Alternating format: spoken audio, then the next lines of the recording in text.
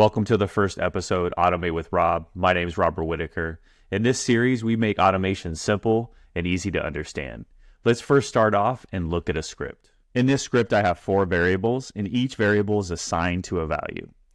And these 4 values are different from each other, but they also have something in common. Today, I'm going to show you how those values are different and what they also have in common. I'm also going to show you how you can use those type of values in real-world network automation scripts. Now, if you're new to variables, I recommend watching this intro to variables video first, and then you can come back and watch this video. I'll include a link to this video in the show notes. So first, what do these 4 different values all have in common? So they're all referred to as primitive data types. And a primitive data type is when we store only a single value for a variable. So for example, the name variable is assigned to a primitive data type because it only has one value or a single value of Bob. And the other 3 variables are using primitive data types for their values as well. They're each only assigned to just one value. Now, how are these 4 values different from each other? So there's actually 4 different types of primitive data types.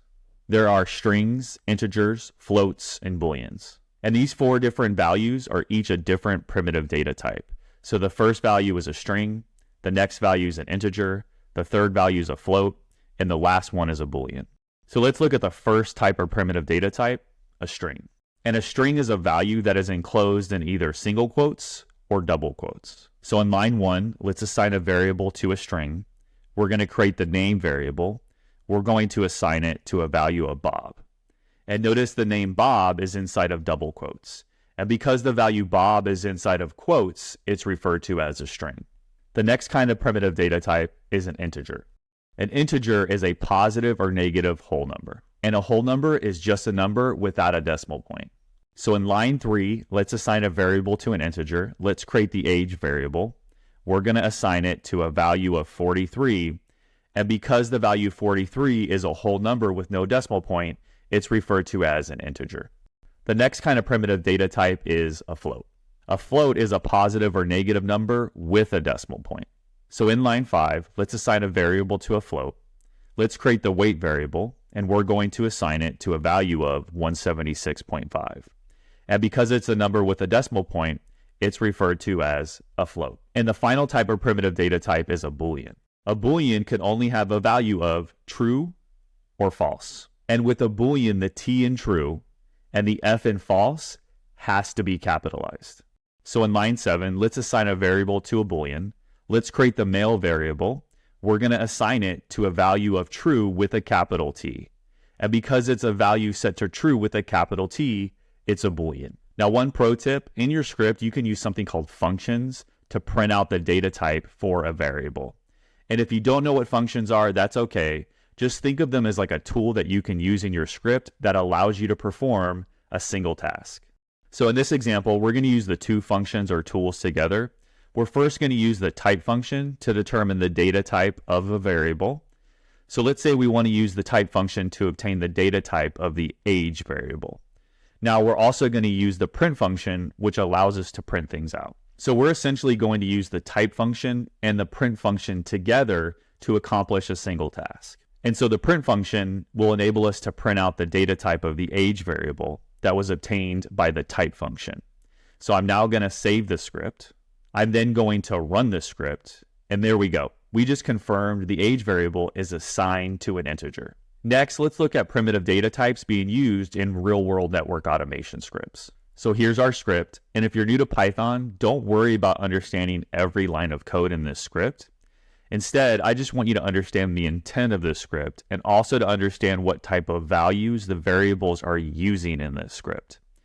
So the overall intent of this script is to use this information to later connect to a router.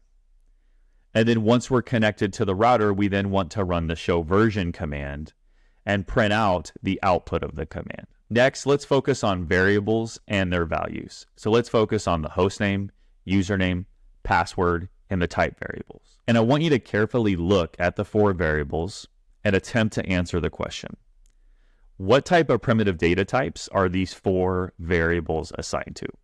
Feel free to pause the video to answer the question. So the answer is the 4 variables are all assigned to strings. And I can tell the 4 values are strings because they're all enclosed in single quotes. And strings are by far the most common primitive data type you're going to see in network automation scripts.